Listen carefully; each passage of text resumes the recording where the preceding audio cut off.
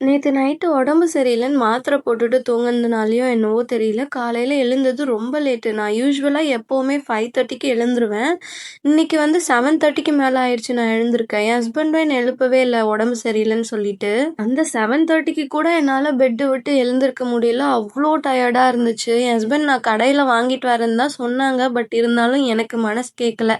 ராகி சேமியா பாக்கெட் ஒண்ணு இருந்துச்சு. சரி 10 நிமிஷத்துல வந்து பிரேக்ஃபாஸ்ட் ரெடி பண்ணிரலான்னு சொல்லிட்டு செய்ய ஆரம்பிச்சுட்டேன். இதுல வந்து கார சேமியாவும் செய்வாங்க. ஆனா, நான் வந்து எப்பவுமே இந்த இனிப்பு சேமியா தான் செய்வேன். எங்க வீட்ல எல்லாருக்கும் இதுதான் ரொம்ப பிடிக்கும்.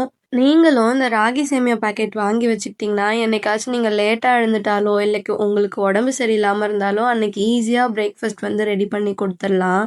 லஞ்சுக்கு வந்து எனக்கு முருங்கைக்கீரை சாப்பிடணும் போல இருந்துச்சு. ஆனா, செய்யற அளவுக்கு எனக்கு எனர்ஜி தான் பத்தல.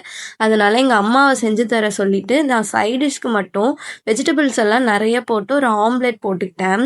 எங்க அம்மாவும் வந்து கீரை செஞ்சு குடுத்து விட்டுட்டாங்க. அந்த முருங்கைக்கீரையும், ஆம்லெட்டும் சாப்பிடும்போது வாய்க்கு அவ்ளோ உணவா இருந்துச்சு எனக்கு. நீங்க உங்களுக்கு உடம்பு சரியில்லாதப்போ, சிம்பிளா என்ன பிரேக்ஃபாஸ்ட் ஆர் லஞ்ச் செய்வீங்கன்னு கமெண்ட்ல சொல்லுங்க.